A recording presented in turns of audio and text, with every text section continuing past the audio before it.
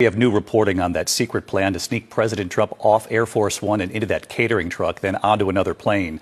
Tonight, we've learned there was intelligence that an Iranian terror cell had snuck into Turkey where the president was with a shoulder-fired missile. Here's John Carl. Tonight, we are learning dramatic new details about that elaborate ruse to secretly whisk President Trump out of Turkey to protect him from a potential assassination attempt from Iran. The president says the Secret Service and the military made the call. They wanted me to go on a different flight, a different plane, equal safety, but they wanted me to do it, so I do it. I do what they say.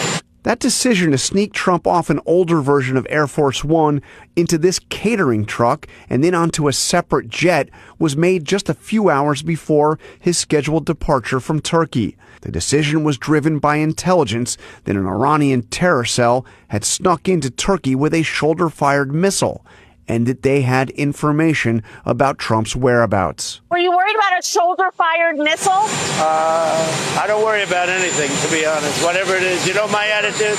Whatever.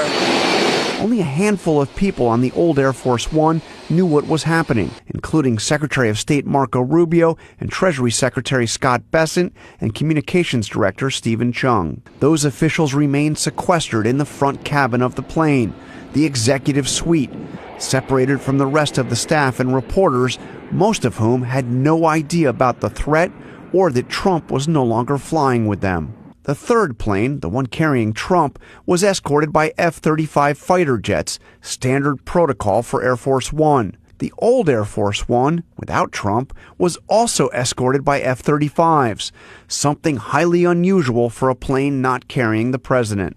Trump was asked about the threat to those who remained on the old Air Force One. I think actually the plane that I flew on was at greater risk.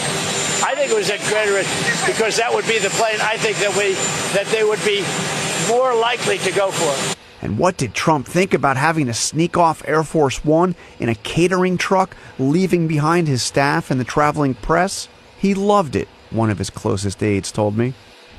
Let's get right to John Carl. That's the report on the plane tonight. And John, in the meantime, you've got news also involving Press Secretary Caroline Leavitt tonight. Yeah, big departure. The president announced that Caroline Leavitt will be stepping down as press secretary at the end of the month to spend more time with her family. Of course, she has two very young children, a son who is 2 years old, a daughter who is just 3 months.